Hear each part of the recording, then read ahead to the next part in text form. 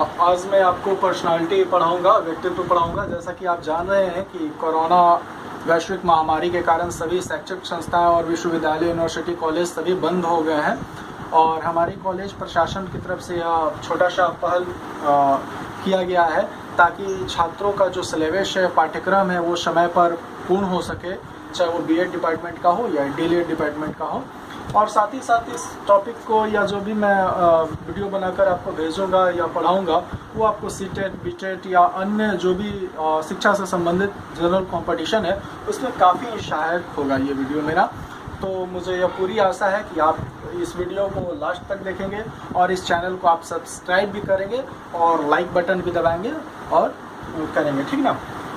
तो मैं आपको आज बताऊंगा कि व्यक्तित्व क्या है। व्यक्तित्व, हम लोग रोज़मर्रा की ज़िंदगी में व्यक्तित्व शब्द का प्रयोग करते हैं और यह कहते हैं कि अमुक व्यक्ति का व्यक्तित्व बहुत अच्छा है, अमुक व्यक्ति का व्यक्तित्व बहुत ही लो स्तर का है, अर्थात नीचा है, गंदा व्यक्तित्व का आदमी। इस प्रकार का शब्दों का प्रयोग, ऐसे वाक्यों का प्रयोग हम लोग रोज़मर्रा की ज़िंदगी में अपने व्यवहार में करते हैं। लेकिन जो हम लोग रोज़मर्रा की ज़िंदगी में व्यक्तित्व का अर्थ लेते हैं, क्या वो मनोविज्ञान की दृष्टि से भी वह शाब्दिक या उसका अर्थ वही होता है जो मनोवैज्ञानिक सोचते हैं? यद्यपि ऐसा होता तो व्यक्तित्व का जो हम अर्थ जानते हैं, मनोवैज्ञानिकों ने व्यक्तित्व का अर्थ अपने ढंग से, अपने अर्थ में अलग परिभाषित किया है, जिसको हम लोग यहाँ पर देखेंगे। व्यक्तित्व जब भी हम कहते हैं तो व्यक्तित्व से अब पूर्ण आता है। हम जैसा कि समझते हैं, जो आम जन लोग समझते हैं कि व्यक्तित्व कहने का तात्पर्य है देखने में अच्छा लगे, सुंदर लगे, बलिष्ठ हो, उसका स्वरूप अच्छा हो, आँख अच्छा हो, बाल अच्छा हो, इत्यादि शब्दों से हम लोग आंकलन लेते हैं। जो व्यक्ति सुंदर दिखता है, अच्छा लिखता है, अच्छा बोलता है, उसका हम लोग कहते हैं कि व्यक्तित्व बहुत ही अच्छा है। लेकिन यद्यपि ऐसे आम बोलचाल की भाषा में ऐसे शब्दों का प्रयोग जब हम करते हैं और इसी को यद्यपि हम मनोवैज्ञानिक अर्थ में लें कि जो व्यक्ति जितना सुंदर होगा उसका व्यक्तित्व उतना ही अच्छा होगा, तो यह मनोविज्ञान की दृष्टि से सर्वथा अनुचित है। क्योंकि मनोविज्ञान यह बताता है कि व्यक्तित्व में सिर्फ बाह्य आवरण ही नहीं होते हैं, बल्कि व्यक्तित्व के अंदर मनुष्यों के आंतरिक गुणों का भी सम्मिश्रण होता है। जो उसके आंतरिक गुण होते हैं, मैं आपको बता रहा हूँ कि जब भी ये व्यक्तित्व हो गया, व्यक्तित्व में दो भाग होते हैं। पहला होता है कोवच और दूसरा होता है ओवट। ओवट और कोवट, इन दोनों का मिश्रण ही संपूर्ण व्यक्तित्व होता है। कोवट्स में हम व्यक्ति के आंतरिक गुणों को लेते हैं, वहीं यहाँ पर हम ओवट्स में बाह्य गुणों को लेते हैं। कोवर्ट्स में हम लोग देखते हैं कि व्यक्ति का बुद्धि कैसा है, उसका स्वभाव कैसा है, उसका सोच कैसा है, इत्यादि प्रवृत्ति कैसा है, इन सबको लेते हैं। जहाँ तक ओवर्ट्स की बात आई, इसमें हम व्यक्ति के शारीरिक गुण जो मनुष्य अपने आंखों से देखते हैं, जैसे उसका रंग, रूप, ऊंचाई इत्यादि को हम लोग लेते हैं। तो यह कहना सर्वथा अनुचित होगा कि ओवर्ट्स को ही हम संपूर्ण व्यक्तित्व कहते हैं। जैसा कि हम लोग आम बोलचाल की भाषा में कहते हैं व्यक्ति के बाह्य गुणों को देखकर कि अमुक व्यक्ति का व्यक्तित्व बहुत ही अच्छा है। उदाहरण स्वरूप हम यह देखते हैं कि हम लोग रोज जीवन में देखते हैं कि जो व्यक्ति बहुत सुंदर दिखने में लगता है उसके व्यक्तित्व की प्रशंसा करते हैं। जैसे मैं लेता हूँ एग्जाम्पल कि सलमान खान, शाहरुख खान, अमिताभ बच्चन जी, इन लोगों का बाह्य आवरण देख करके, बाह्य रूप देख करके, या इन लोगों का छोड़ दीजिए, हमारे आसपास, हमारे मोहल्ले, हमारे गली में जो अच्छे सुंदर दिखने वाले व्यक्ति होते हैं, उनके बाह्य आवरण को हम देख कर कहते हैं कि उनका व्यक्तित्व बहुत ही अच्छा है। अगर ऐसा है तो हम फिर एक बात सोचता हूँ कि यद्यपि व्यक्तित्व यही है, बाह्य गुण ही व्यक्तित्व है, तब तो मैं यह नहीं कह सकता हूँ कि एपीजे अब्दुल कलाम जी का, महात्मा गांधी जी का, अब्राहम लिंकन का, लेनिन का ऐसे बहुत सारे ऐसे व्यक्ति हुए जिनका बाह्य आवरण, बाह्य स्वरूप, बाह्य रंग रूप इतना अच्छा नहीं था, लेकिन उनमें आंतरिक गुणों का संगठन इतना मजबूत था जिसके कारण हम कहते हैं कि गांधी जी हो या एपीजे अब्दुल कलाम हो, इन लोगों का भी व्यक्तित्व बहुत ही उच्च था, बहुत ही अच्छा था।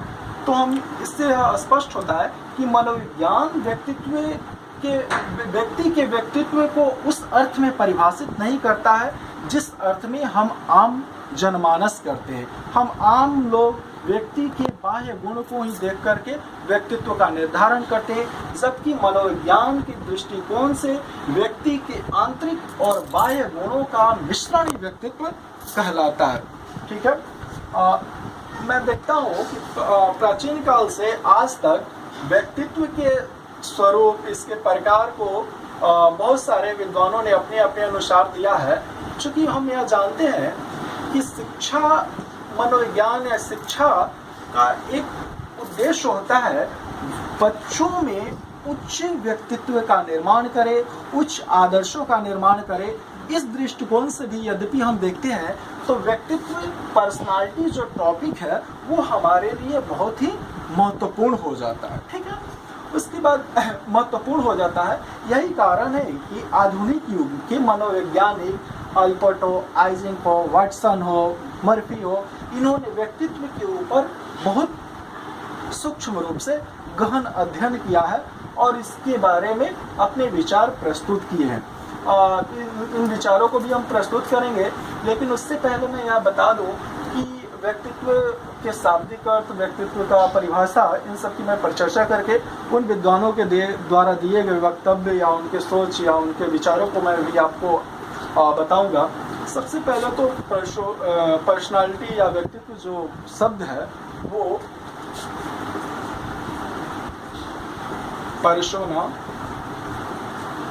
पर्सोना लैटिन वर्ड, यूनानी वर्ड से ये पर्सनालिटी शब्द का अंग्रेजी शब्द जो पर्सनालिटी है और हिंदी जिसको हम लोग व्यक्तित्व कहते हैं, यह पर्सोना शब्द से बना है, जहां पर्सोना का अर्थ होता है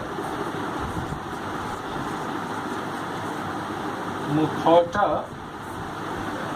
या मास्क।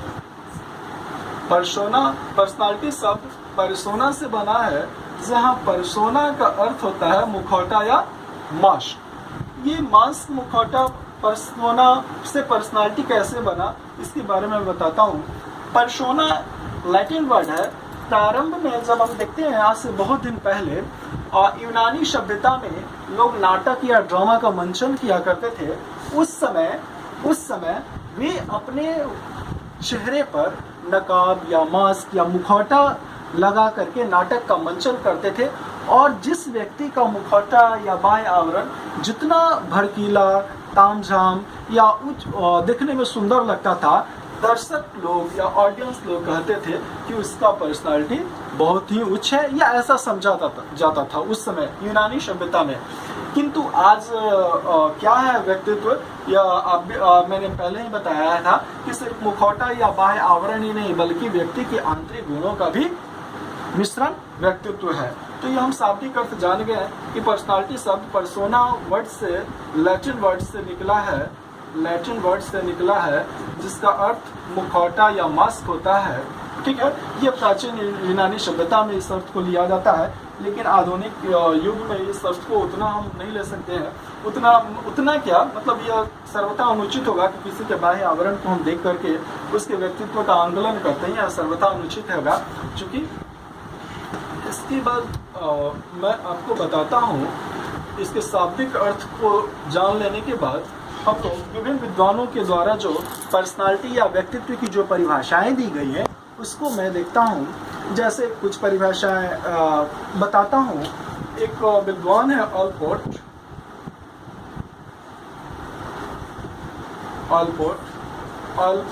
से पहले व्यक्तित्व की 49 परिभाषाएं दी गई थी। 49 परिभाषाएं अल्पोर्ट से पहले दी गई थी, लेकिन 49 परिभाषाओं में कोई भी ऐसी परिभाषा नहीं थी जो व्यक्तित्व को परिभाषित करने के लिए पर्याप्त हो। ठीक ना। इन्हीं 49 परिभाषाओं का अल्पोर्ट महोदय ने सूक्ष्म गहन अवलोकन किया। उसके उपरांत इन्होंने अपनी एक परिभाषा दी जो कि बहुत ही अच्छी और व्यक्तित्व के संपूर्ण पहलुओं को अपने अंदर समेटी हुई परिभाषा इन्होंने दी। और इनकी परिभाषाओं को हम जब देखते हैं तो यह लगता है कि वास्तविक जो इनकी परिभाषा थी वो पर्सनालिटी, व्यक्तित्व के संपूर्ण पहलुओं को अपने अंदर समेट लेती है। इनकी परिभाषा थी व्यक्ति में व्यक्तित्व उन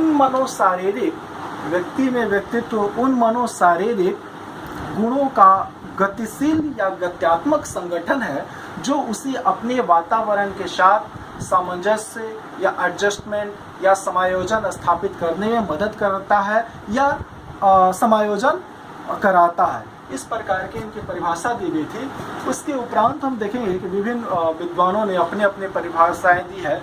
जैसे एक और मुझे परिभाषा याद आ रहा है कि वाटसन इसके संबंध में कहते हैं कि व्यक्तित्व व्यक्ति के समग्र गुणों का संगठन है। यानी हमारे अंदर जितने भी गुण हैं वो व्यक्तित्व के ही गुण हैं। व्यक्तित्व हमारे अंदर या बाह्य गुणों से अलग कोई भी चीज़ ऐसा नहीं होता है, ठीक ना। अन्य विद्वानों की परिभाषाओं को तो नहीं, लेकिन अल्पोर्ट के द्वारा जो परिभाषा दी गई है वो बहुत ही इम्पोर्टेंट है प्रत्येक एग्जामिनेशन के लिए। हर चाहे वो बीएड का हो या अन्य कॉम्पिटिटिव एग्जामिनेशन हो, इनकी परिभाषाओं का मैं विश्लेषण करता हूँ तो मुझे 3 शब्द या तथ्य सामने आते हैं कि व्यक्तित्व मनोशारीरिक,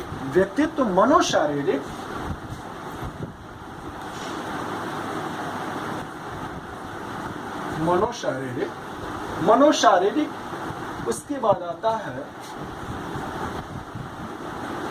गत्यात्मक और समायोजन। ये 3 शब्द हैं अल्पोर्ट की परिभाषाओं में, मनोशारीरिक, गत्यात्मक और समायोजन। व्यक्तित्व मनोशारीरिक, इसमें देखिए 2 शब्द हैं, मन है और शरीर है। 2 शब्द है, मन और शरीर। और मन और शरीर का संगठन है। हमारा जो व्यक्तित्व है वो मन और शरीर का संगठन है। मैं बता दूं कि मन और शरीर आपस में प्रतिक्रिया करते हैं। मन और शरीर की आपस में प्रतिक्रिया का सिद्धांत जो है या ऐसी विचारधारा आप देखिएगा, जब हम वेस्टर्न फिलॉसफी में रेने डेकार्त का जो थ्योरी देखते हैं क्रिया प्रतिक्रियावाद का, उसमें हम देखते हैं कि उन्होंने किस प्रकार बताया है कि मन और शरीर का आपस में संगठन होता है और मन के अनुसार या आत्मा के अनुसार ये शरीर अपने आप कार्यों का संचालन करता है। उन आज से करीब वो 1500 के आसपास रेने डेकार्त का थ्योरी था, प्रतिक्रिया और क्रियावाद का मन और शरीर का संयोग उन्होंने बताया। यहाँ हम बताते हैं कि देखिए पर्सनालिटी के अंतर्गत वो लाते हैं कि मन और शरीर का संगठन है। और यह कैसा संगठन है? गत्यात्मक संगठन है। कोई गत्यात्मक कहने का मतलब है कि जटिल संगठन है। गत्यात्मक कहने मतलब इसमें हमारे विचार है, हाव है, भाव है, आदत है, संपूर्ण चीज है, ठीक ना।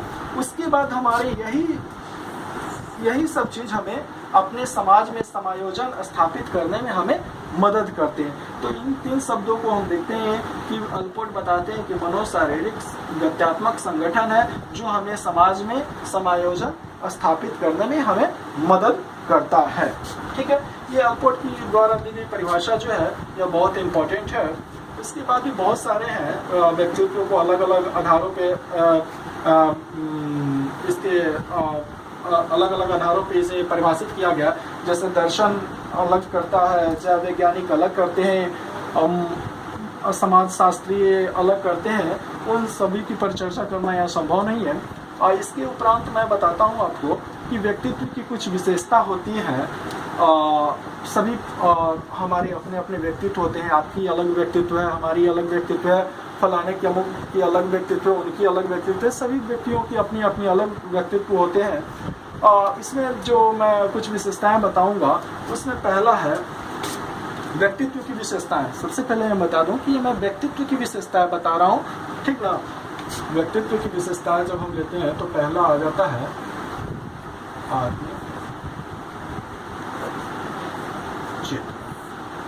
आत्म चेतना। ये जितने भी व्यक्तित्व है, सभी व्यक्तित्व में एक आत्म चेतना पाई जाती है, सेल्फ कॉन्शियसनेस होता है। यद्यपि सेल्फ कॉन्शियसनेस न रहे, आत्म चेतना नहीं रहे व्यक्तित्व में, तो हम नई व्यक्तित्व की परिकल्पना करना भी गलत होगी। क्योंकि हम देखते हैं कि कभी हम यह नहीं कहते हैं कि अमुक छोटे बच्चे का व्यक्तित्व बहुत अच्छा है, हम कभी ऐसा नहीं कहते हैं कि कौवे का व्यक्तित्व अच्छा है, हम कभी ऐसा नहीं कहते हैं कि बाघ का व्यक्तित्व अच्छा है, क्योंकि उनमें आत्म चेतना का अभाव रहता है, बच्चों में आत्म चेतना का अभाव रहता है। जब बच्चे बड़े हो जाते हैं तब उसमें अपने प्रति, स्वयं के प्रति एक चेतना का विकास होता है, जो व्यक्तित्व कहलाता है। तो व्यक्तित्व की पहली विशेषता हो गई कि व्यक्तित्व में आत्म चेतना होता है, ठीक है, आत्म चेतना होता है। दूसरा है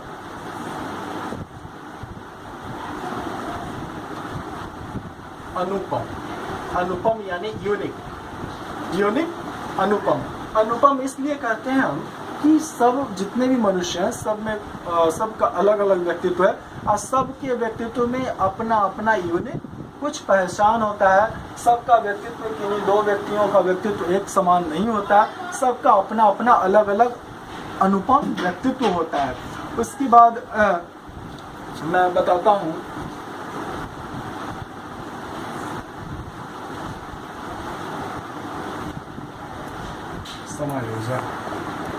समायोजन।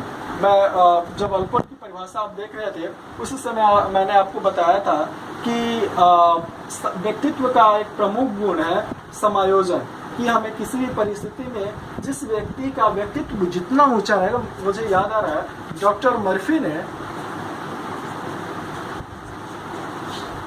मर्फी ने यह कहा है कि किसी भी व्यक्ति का व्यक्तित्व कितना अच्छा है उस समय पता चलता है जब उसके समक्ष कोई विकट परिस्थिति आती है जो पहले कभी पूर्व कल्पना नहीं किया हो, और वैसी परिस्थिति में यद्यपि व्यक्ति अपने आप को एडजस्टमेंट कर लेता है, समायोजित करता है, तो कहने का मतलब है कि उसका व्यक्तित्व बहुत ही उच्च है, ठीक है ना।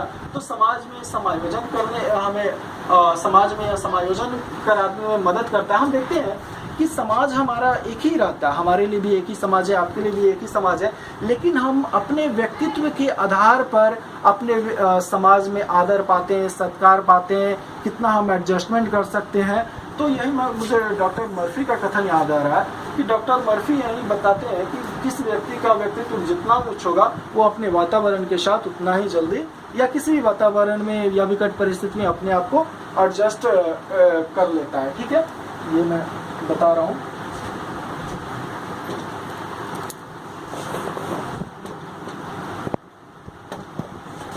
इसके बाद है लक्ष्य। लक्ष्य मैं इसलिए बता रहा हूँ कि व्यक्तित्व सब व्यक्ति, या हम हो या आप हो या कोई भी व्यक्ति होता है, सब किसी न किसी लक्ष्य के द्वारा अपने आप को निर्देशित करते रहते हैं। सबका कुछ न कुछ, सभी व्यक्तित्व का कुछ न कुछ एम्बिशन होता है जिसको प्राप्त करने के लिए वो कार्य करते रहते हैं। उसके बाद आता है दृढ़ता। दृढ़ता यानी अपने ये दृढ़ता कहने का तात्पर्य है कि अपने आप पर पूर्णतः भरोसा करना, विकट परिस्थिति में भी वही सिचुएशन को अपनाना जो आप अपनाते आ रहे हैं। यानी हम ऐसे, दृढ़ता का मतलब है कृत संकल्प, यानी आप संकल्पी हो, अपने बातों पर कायम रहना इत्यादि दृढ़ता का अभिप्राय हम समझ सकते हैं। हम लोग देखते हैं कि समाज में बहुत सारे ऐसे व्यक्ति पाए जाते हैं जो बहुत तेज तर्रार होते हुए भी, असाधारण बुद्धि के होते हुए भी समाज में वो सम्मान या आदर सत्कार या अपने लक्ष्य को नहीं प्राप्त कर पाते हैं जो उन्हें प्राप्त होना चाहिए। तो उसका एक प्रमुख कारण है कि उनमें दृढ़ता का, निश्चयता का अभाव पाया जाता है, ठीक है। उसके बाद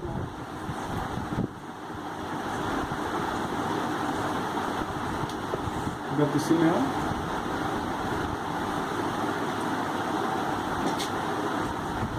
लचीलापन,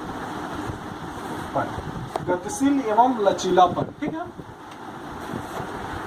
गतिशील एवं लचीलापन। हमारा व्यक्तित्व कोई स्थिर चीज नहीं है, व्यक्तित्व में हमेशा परिवर्तन होते रहता है, या आगे बढ़ते रहता है, या नीचे की ओर जाता है, या कभी स्थिर नहीं रहता। और लचीलापन हम इसलिए कहते हैं क्योंकि हम देखते हैं कि विभिन्न परिस्थितियों में व्यक्ति अपने व्यक्तित्व के अनुसार ही चेंज करके, परिवर्तन करके उसमें एडजस्टमेंट कर लेता है। यही कारण है कि इसे हम लचीलापन भी कहते हैं। ये व्यक्तित्व के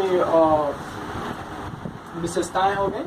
उसके बाद जो व्यक्तित्व में बताने वाली चीज है वो मैं बताता हूँ आपको, वो है व्यक्तित्व का प्रकार। व्यक्तित्व का प्रकार